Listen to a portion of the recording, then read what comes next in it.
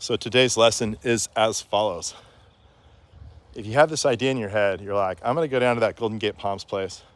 I want to buy a cool plant for my garden. Don't think it's the only plant you're going to get. And don't think it's not going to start a decade or longer relationship where I have to consistently feed your addiction, because the addiction only grows. It only gets bigger. It only becomes more pronounced over time. And it could lead you to very beautiful places, such as your own property, after many years. So, case in point, I am at my buddy Scott's house, who lives out in Oakley, way out in Oakley. The only problem with Scott is he lives so far away, it's hard to get him stuff. But he did the very same thing I just mentioned, where he wanted to buy a single plant.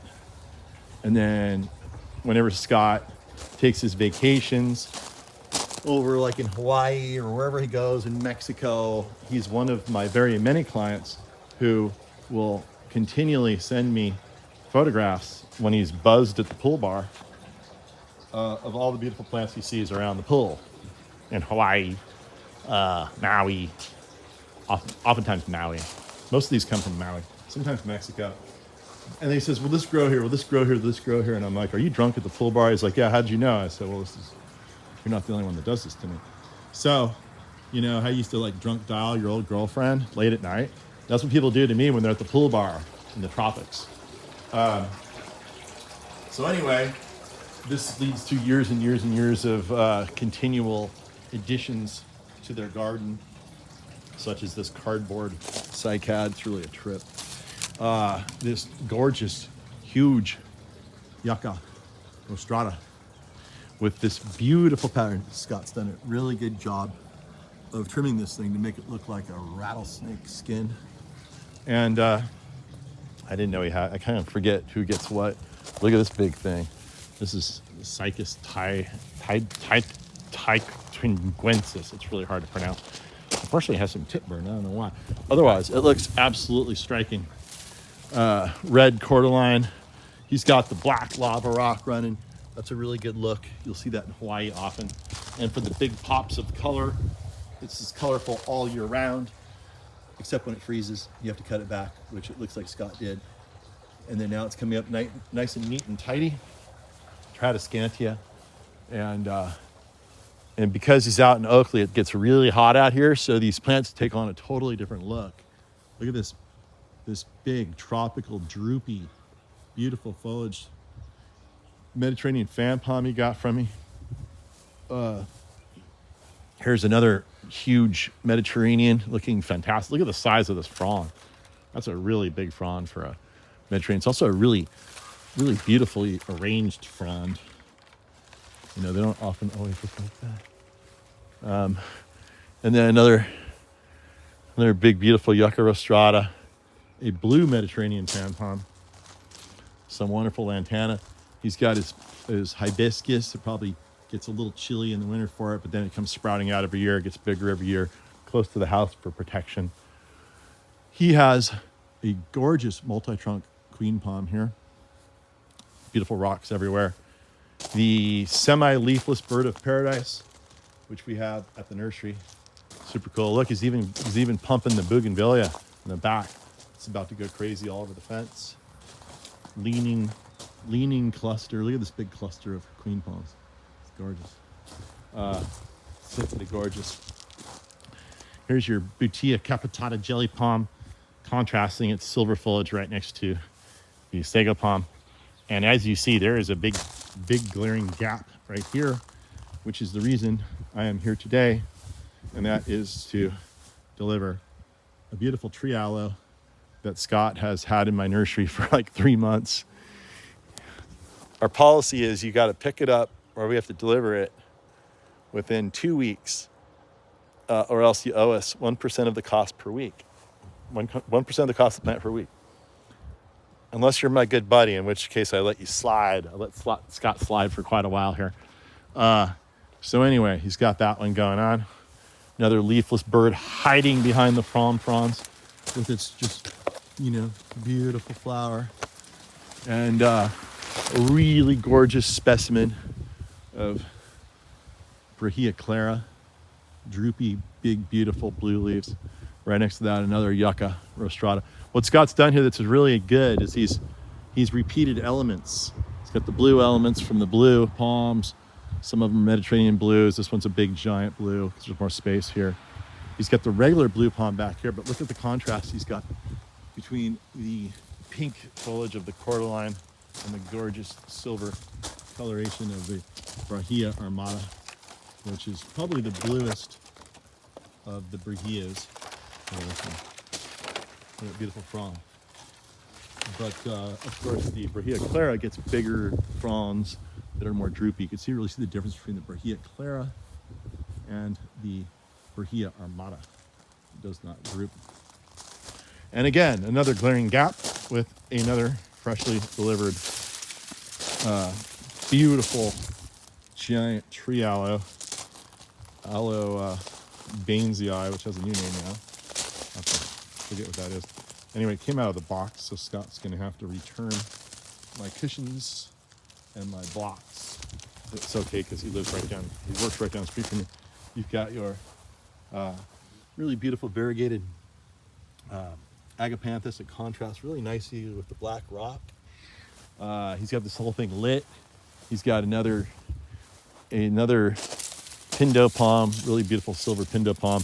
It has, I don't know, it's got to grow out of this. I'm not sure why, but the new foliage is looking fantastic.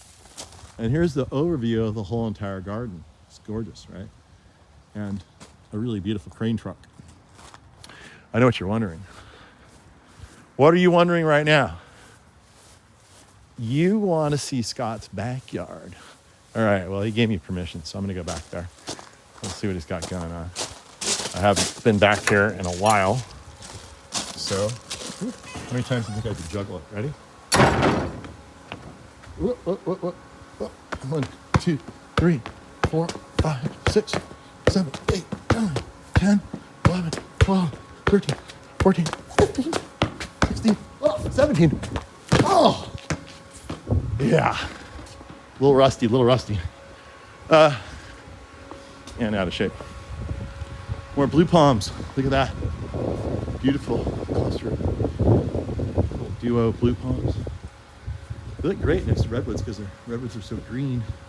Blue palms are so silvery. Makes for a really nice contrast. Of course, he's got his queen palms out here. It's real sandy out here. Queen palms. Palms love the sand. They do really well. Looks like he had some frost damage on his pygmy palms a little bit. They're coming back. Sago palms never get damaged. Big, beautiful cordylines right next to the slide. There's some fun times that happen back here. He's got his waterfall right over there. It's not on right now, but you can imagine.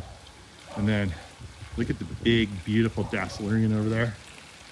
And here's the sexy hot tub right there. Hugh Hefner would be jealous of that if he were still around. Giant queen palm.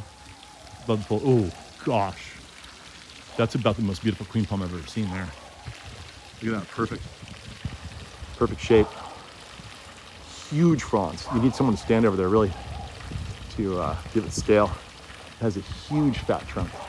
I'll show you how fat the trunk is. We'll walk over there. And then of course more blue palms.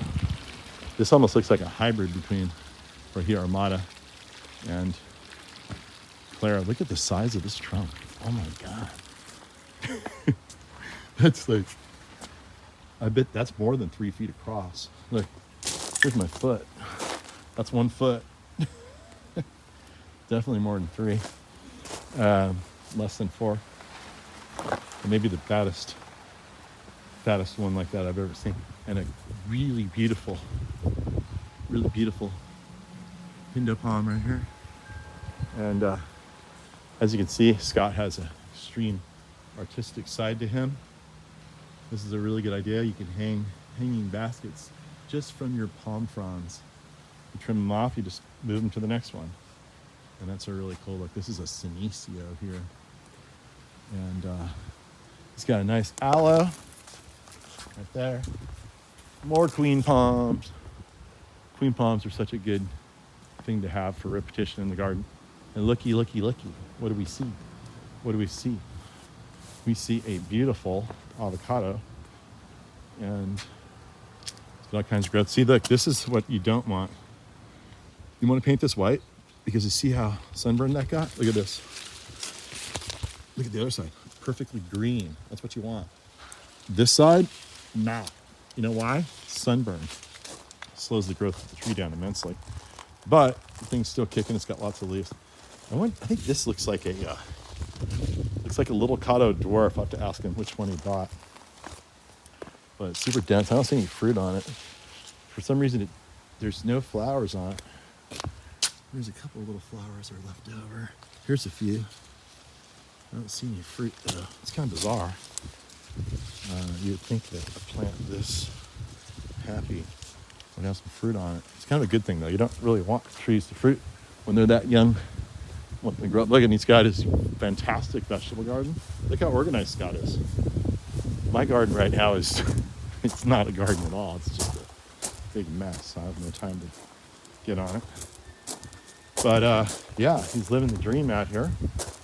He's got his onions. I'm tempted. Actually, he won't notice this. I love it. Tomato cages. Never seen them like that before. Yep. Scott's gonna have a lot of food this year. Oh look. I wonder if Scott will notice if I take this berry, eat it, be my tip. That's good. Really good. Looks like a lime. Might be a lemon. I'm not sure. One or the other. Probably got a lime and a lemon. Why would he have two limes and two lemons in the same place right next to each other? I'm guessing that's lime, lemon, Meyer, Barris, lime, Meyer, lemon. Look at the beautiful Gasteria, blooming pink. And it has beautiful Gasteria bicolor, really beautiful plant. Anyway, so yeah, Scott is a plant nerd. He's this kind of, manly dude. It's okay for manly dudes to be plant nerds because I'm one, and that makes it okay by default. So there you go. That's how Scott rolls.